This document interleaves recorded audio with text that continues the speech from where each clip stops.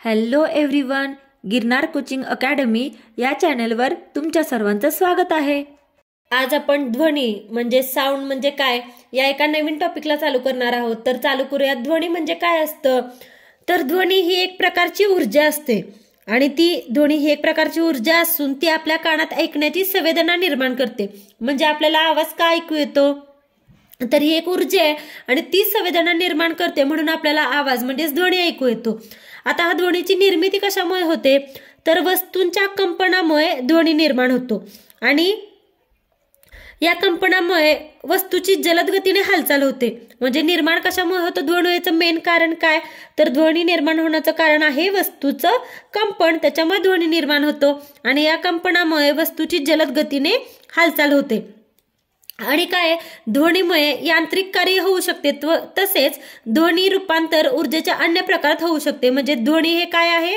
आपण बघितलं, ध्वनी हे आहे एक ऊर्जेचं रूप आहे आणि ध्वनीची निर्मिती कशामुळे होते? तर वस्तूंच्या कंपनामुळे ध्वनीची निर्मिती होते। तर आता या ध्वनीचा प्रसार कसा होतो? म्हणजे एका ठिकाणातून किंवा एका माध्यमातून दुसऱ्या माध्यमामध्ये ध्वनीचा प्रसार कसा होतो तो बघूयात। तर ध्वनीच्या प्रसारणासाठी माध्यमाची आवश्यकता असते। म्हणजे एका माध्यमातून दुसऱ्या माध्यमात किंवा एका वस्तूतून दुसऱ्या वस्तूत जायचंय, म्हणजेच काय, थोडक्यात माध्यम लागतं ना। म्हणजेच काय, ध्वनीच्या प्रसारणासाठी कशाची आवश्यकता आहे? तर माध्यमाची आवश्यकता असते। मग ध्वनी कशातून जाऊ शकतो? म्हणजे प्रसार कशातून होतो ध्वनीचा? तर ध्वनीचा प्रसार हा निर्वात पोकळीतून होऊ शकत नाही किंवा ध्वनीतून निर्वाण पोकळीत म्हणजे रिकामे पोकळीत ऐकूही येत नाही। म्हणजेच काय, ध्वनीच्या प्रसारणासाठी कशाची आवश्यकता असते? तर माध्यमाची आवश्यकता असते। यावरती सुद्धा बराचसा प्रश्न विचारला जातो।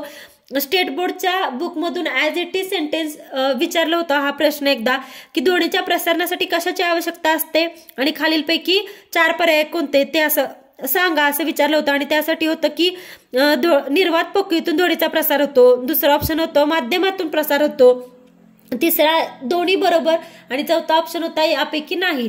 तर त्याचा आन्सर काय? तर ध्वनीच्या प्रसारणासाठी कशाची आवश्यकता असते? तर माध्यमाची। आणि निर्वात पोकळीतून ध्वनीचा प्रसार होतो का? नाही होत आणि तो ध्वनी सुद्धा आपल्याला ऐकू येत नाही। आता आपल्याला हे तर समजलं की निर्वाण पोकळीत ध्वनीचा प्रसार होत नाही, त्यासाठी माध्यमाची आवश्यकता असते। पण या एका माध्यमातून दुसऱ्या माध्यमात ध्वनीचा प्रसार करण्यासाठी तो प्रसार कोणत्या रूपात होतो? तर ध्वनीचा प्रसार हा तरंगाच्या स्वरूपात होतो। कशाच्या स्वरूपात होतो? तर एका माध्यमातून दुसऱ्या माध्यमात ध्वनी कसा जातो? त्याचा प्रसार हा तरंगाच्या स्वरूपात होतो। माध्यमातील कण जितक्या जवळ असतात तितक्याच जलद गतीने ध्वनी व्हायला जातो। म्हणजे कशावर डिपेंड आहे? तर ते आहे कणावर डिपेंड। म्हणजे जेवढे जवळ कण तेवढे फास्ट तो ध्वनी एका माध्यमातून दुसऱ्या माध्यमात जाणार। आता आपण बघितलं की माध्यमाची आवश्यकता असते। मग माध्यम कोणती आहेत? तर ध्वनीच्या प्रसारासाठी स्थायू, द्रव, वायू ही तिन्ही माध्यम आहेत आणि त्या तिन्ही माध्यमातून ध्वनीचा प्रसार होतो।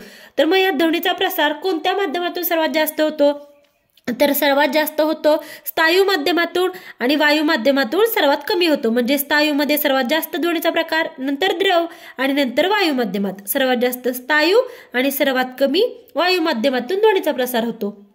आता आपण ध्वनीचे प्रकार कोणते आहेत आणि त्यांची वारंवारता काय ती बघूयात। तर ध्वनीचे प्रकार कोणते? तर ध्वनीचे प्रमुख 3 प्रकार आहेत। पहिला आहे श्राव्य ध्वनी, दुसरा आहे श्रव्यातीत ध्वनी आणि तिसरा आहे अवश्राव्य ध्वनी। तर आता आपण एक एक बघूयात। तर श्राव्य ध्वनी म्हणजे काय? तर श्राव्य ध्वनी म्हणजे 20 हर्ट्झ ते 20,000 हर्ट्झ एवढीच त्याची वारंवारता असते। आणि त्या ध्वनीचं वैशिष्ट्य काय? तो ध्वनी फक्त मनुष्य ऐकू शकतो। म्हणजे आपल्याला जो आवाज ऐकू येतो तो कोणता असतो? तो ध्वनी असतो श्राव्य ध्वनी आणि तो किती असतो? वारंवारता काय असते त्याची? 20 हर्ट्झ ते 20,000 हर्ट्झ। सेकंड टाइप आहे श्रव्यातीत ध्वनी। याची वारंवारता काय असते? तर 20,000 हर्ट्झ पेक्षा जास्त जो ध्वनी असतो त्याला म्हणतात श्राव्यातीत ध्वनी। मग याचे वैशिष्ट्य काय? तर हा ध्वनी कोण तयार करतं? तर वटवाघूळ, मांजरे, कुत्री हा ध्वनी तयार करतात। आहे ध्वनीचा दुसरा प्रकार। आता आपण तिसरा प्रकार बघूयात, अवश्राव्य ध्वनी। याची वारंवारता काय? तर 20 हर्ट्झ पेक्षा कमी व 20,000 हर्ट्झ पेक्षा जास्त जो ध्वनी असतो वारंवारतेचा त्याला म्हणतात अवश्राव्य ध्वनी। आणि हा ध्वनी माणूस ऐकू शकतो का? तर हा ध्वनी माणूस ऐकू शकत नाही। हे मेन 3 प्रकार आहेत ध्वनीचे। तो तिसरा प्रकार आहे अवश्राव्य ध्वनी, म्हणजे जो 20 हर्ट्झ पेक्षा कमी किंवा 20,000 हर्ट्झ पेक्षा जास्त असतो आणि जो आपण ऐकू शकतो का? मनुष्य ऐकू शकत नाही। त्याच अवश्राव्य ध्वनीला इंग्लिशमध्ये काय म्हणतात, तर इन्फ्रासोनिक लहरी म्हणतात. आणि याचा वापर कोण करतं, तर हा अवश्राव्य ध्वनी देवमासा, गेंडा, जिराफ, हत्ती, डॉल्फिन, हिप्पो असे जे प्राणी असतात ते प्राणी एकमेकांसोबत संवाद करण्यासाठी या ध्वनीचा वापर करतात. हे ध्वनीचे प्रमुख 3 प्रकार आहेत. तर यावरती परीक्षेला कसा प्रश्न विचारला जातो, तर प्रामुख्याने जोड्या लावा याच्यासाठी हा प्रश्न विचारला जातो. म्हणजे 3 दिले असेल तुम्हाला, श्राव्य ध्वनी, श्रव्यातीत ध्वनी किंवा अवश्राव्य ध्वनी, आणि हे दिले असतील वारंवारता त्याची दिलेली असते 20 ते 20,000 हर्ट्ज, आणि मग तो ध्वनी कोणता, अशा जोड्या लावाला, किंवा बरोबर वाक्य कोणतं, आणि त्याची म्हणजे ध्वनी आणि वारंवारता दिलेली असते, आणि हे बरोबर आहे की चुकीचं, म्हणून हे लक्षात असणं किंवा पाठ करणं महत्वाचं आहे. तर श्राव्य ध्वनी त्याची वारंवारता काय, 20 ते 20,000 हर्ट्ज, श्रव्यातीत ध्वनीची 20,000 हर्ट्ज पेक्षा जास्त, आणि अवश्राव्य ध्वनी 20 हर्ट्ज पेक्षा कमी आणि 20,000 हर्ट्ज पेक्षा जास्त. तर आता श्रव्यातीत ध्वनीचा उपयोग काय काय असतात, सर्वात जास्त कोणता ध्वनी वापरला जातो, तर श्रव्यातीत ध्वनी म्हणजे त्याची वारंवारता काय असते, 20,000 हर्ट्ज पेक्षा जास्त, आणि ते तयार कोण करतात, तर वटवाघळ, मांजरं, कुत्री हा ध्वनी तयार करतात. या श्रव्यातीत ध्वनीचे सर्वात जास्त उपयोग आहेत, तर ते आपण बघूयात.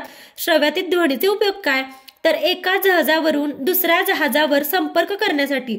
मग पाण्यात म्हणजे कसा संपर्क करतात आणि त्या संपर्क करण्यासाठी कुठला ध्वनी वापरतात, तर तो असतो श्रव्यातीत ध्वनी.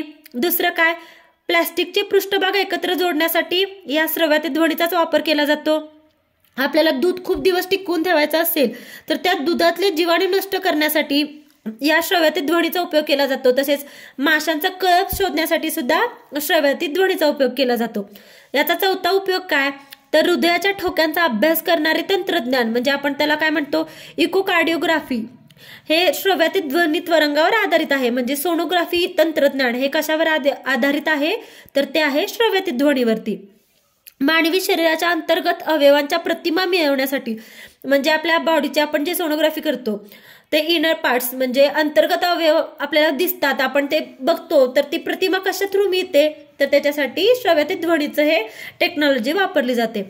6वा उपयोग काय याचा, तर धातूच्या ठोक्यातील तडे किंवा भेगा शोधण्यासाठी उपयोग केला जातो. दुसरा काय, तर वैद्यकीय क्षेत्रामध्ये मेंदूतील बिघाड, गर्भाशयातील मुलांची तपासणी, पोटातील ट्यूमर किंवा स्नायूच्या वेदना, मूतखडा फोडण्यासाठी याच्यासाठी कोणता उपयोग केला जातो, तर श्रव्यातीत ध्वनीचाच वापर केला जातो. तसेच भौतिक क्षेत्रात समुद्राची खोली तसेच पाणबुडीचं स्थान निश्चित करण्यासाठी तो सुद्धा श्रव्यातीत ध्वनीचाच उपयोग केला जातो. आणि सगळ्यात महत्वाचं वटवाघूळ जे असतं ते रात्रीचं मार्ग शोधण्यासाठी कशाचा वापर करतं, तर ते सुद्धा श्रव्यातीत ध्वनीचाच.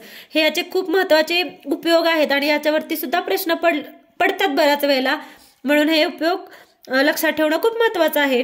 तर आता आपण ध्वनीचा वेग म्हणजे स्पीड ऑफ साऊंड काय असतं ते बघूयात.